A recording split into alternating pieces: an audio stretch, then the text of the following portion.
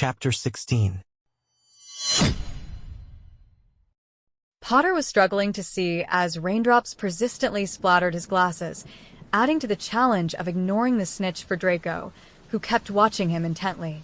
Even for Draco, the task became arduous as the pitch turned so foggy that listening to Lee Jordan's voice was the only way they could both keep track of the game. Gryffindor leads 30 points to 20. He announced. In essence, it didn't alter much. Anyone with a basic understanding of the game would realize that catching the snitch was almost always the best move in terms of securing a win. Unless, of course, you were Victor Krum or Ginny Weasley. Despite this, Draco clung to Potter's side, trailing him instinctively. Even though Draco's vision surpassed Potter's, his proximity might inadvertently help Potter spot the snitch first. So, Draco took the chance and darted to the opposite end of the field, towards the mist near the Ravenclaw stands, until he slowed, mesmerized by the shimmering blonde hair of Luna Lovegood. His broom halted abruptly, as if he might freeze in midair. Suddenly, more rain and wind lashed at him from the side.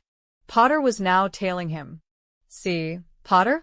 Didn't I say you could never leave me alone?" he mocked. Potter, however, persisted in following his path around the perimeter. Draco strained his eyes in search of a glimmer of gold while distracted by Potter beside him, drenched in crimson, his damp hair clinging messily from the rain. As they circled the stands a second time, Peregrine caught sight of them and aimed a bludger at Potter.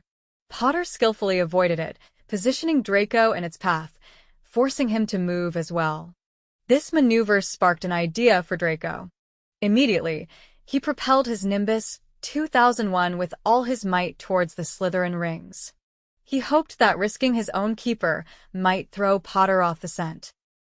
Potter took the bait, becoming a blur of ruby zooming past, reaching the hoops while Bletchley quickly ducked aside for safety. Draco executed a sharp turn around the rings as planned, mirroring a move from a prior match against Terrence Higgs. Potter charged upward with an unusually swift twist of his broom, pursuing Draco into the clouds, a space Draco deemed safer. "What on earth?" Potter shouted over the rumbling thunder. A bolt of lightning illuminated him almost too close for comfort, highlighting his scar as the rain matted his hair. "Trying to knock me out? Think it'll work on me like it does on your Slytherins?" The snitch hovered innocuously by Potter's ear unnoticed. Draco was astounded at Potter's oblivion. The snitch remained, seemingly captivated by Potter, like the rest of the world. Draco was trapped, deciding whether to grab it before Potter realized or wait in hopes he wouldn't notice until it shifted away. Banking on Potter's reflexes wasn't a wise gamble, though Potter's irritation seemed to keep his mind off it.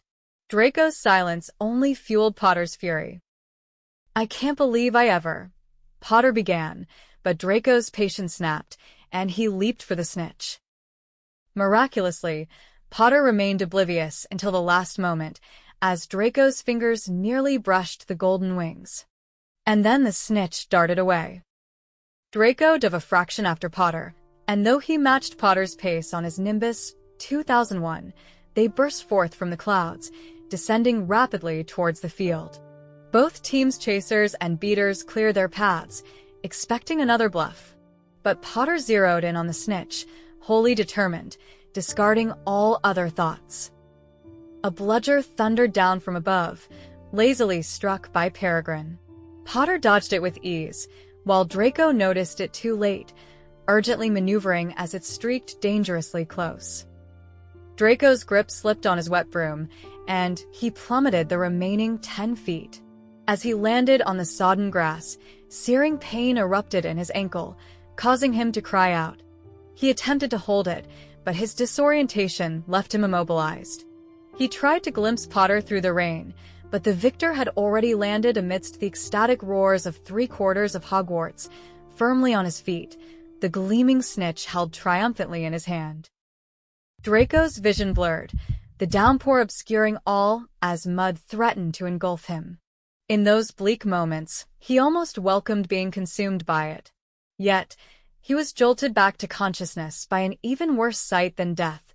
Gilderoy Lockhart, hovering above with his wand drawn. "If you curse me," Draco groaned weakly, "you won't get to cast anything after." "Raving nonsense," Lockhart noted to Potter, a striking figure in crimson standing beside him, others hovering nearby. "No cause for alarm, Malfoy. I'll fix you up." "Lockhart, don't you dare."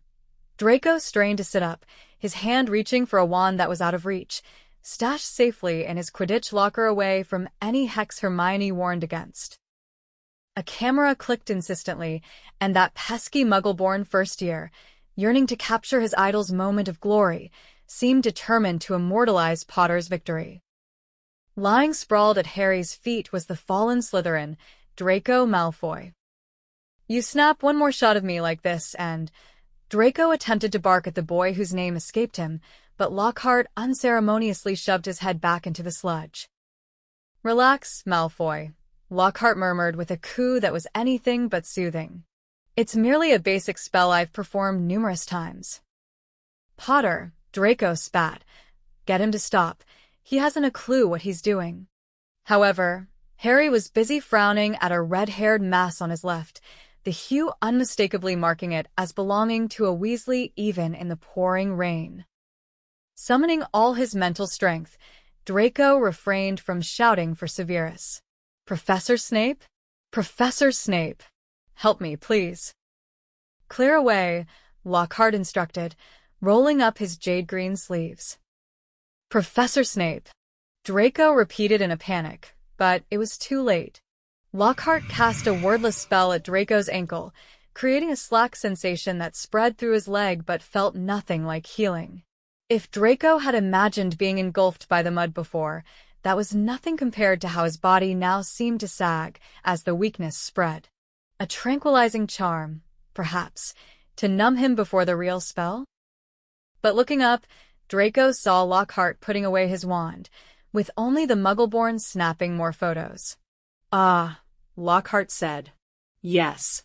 These things happen occasionally, but the key point is that the bones are no longer fractured. Remember that. Now, if someone could assist Mr. Malfoy to the hospital wing, I'm sure Madame Pomfrey can tidy him up." The red figure moved forward, but a defiant voice interjected, "We'll take him, Potter." Draco recognized the voice at once, even before the darker-skinned blur sharpened into a recognizable face. "Blaze," he whimpered. Straining to lift his weightless, flopping form on his elbows got him nowhere. But then he felt Vince and Greg on either side, hauling him upright, with Theo asking if he was okay. Above, he noticed more green smudges, a larger one that might have been Millie, with her sign in bright green letters still declaring Malfoy invincible. Squinting at it with bitter irony, Draco saw Potter and Blaze were debating who should take him to the hospital wing. Why wasn't Potter celebrating his win? Draco would have, were he in Harry's position. Hadn't Harry been the one to suffer a broken bone only to have them all vanish under Lockhart's spells previously? Yet here was Draco, emptied entirely of bones, and Potter still managed to catch the snitch. "Leave it, Potter," Draco slurred. "No one looks after Slytherins but Slytherins." Harry stepped aside, allowing Vince and Greg to handle the matter more effectively than he could. The night spent regrowing his bones was a peculiar comfort, a solemn reminder of his lack of comprehension. Or perhaps it was simply proof of his lacking courage. Once Madame Pomfrey dispelled the Slytherins, insisting that the boy needed rest to regrow 33 bones, Draco was disappointed that Severus didn't drop by to check on him, a foolish hope. Nor did the Gryffindors, but Draco hadn't expected them to. Theo helping him into pajamas turned out to be a pleasant experience, though it would have been more so had Draco's limbs not been like rubber. "This will be a difficult night," Madame Pomfrey warned, handing him a steaming cup. "Regrowing bones is harsh." Draco relished the fiery potion, reminiscent of whiskey, a taste he hadn't had in ages. If only he had some real alcohol to dull the aches and coax him to sleep. Regrowing bones was indeed dreadful. Unable to rest, Draco wished he hadn't relied on the draft of peace in the past. Surely Potter bore this suffering better than he did. It felt punitive, all those useless efforts with the diary, or for attempting that feint against Potter, though it was legal in Quidditch. Draco convinced himself that compared to the Cruciatus Curse, Dementors, or a harrowing childhood with Father, ordinary pain was trivial. He had built resilience to such grief, or so he lied to himself. That was utterly false. Maybe Pomfrey added something to intensify the pain, regrowing the bones for this despised Slytherin, or it was a side effect of the draft of peace, or perhaps aftereffects from his escapade in Severus's office. Regardless, he found no comfort in his thoughts. Feeling powerless, his very bones gone, no backbone, Draco. Imagine your own father mocking, and the tormentous night ahead to reclaim them. Perhaps he truly perished when he smashed that mirror, Draco mused, and this pain was purgatory. He considered casting Muffliato around his bed to stifle any screams, but his wand lay in his locker, fortunate perhaps since he might have aimed curses at himself to cease this relentless inner torment. He'd used Cruciatus before, attempted it on Harry. If anyone merited pain, it was him. He had wished worse upon Potter, so Draco Malfoy will not suffer like this. The growing bones accelerated, the flesh-shifting sensation becoming fast and solid, reminiscent of a tree's rapidly expanding branches. Draco's vision faded to white, the world collapsing with a sharp, bright agony. Yet, when he eventually stirred awake, he found every single one of his bones restored to its rightful place. Thanks for listening. If you enjoyed this chapter, please hit the subscribe button and ring the bell to stay updated with more audiobooks. Happy listening!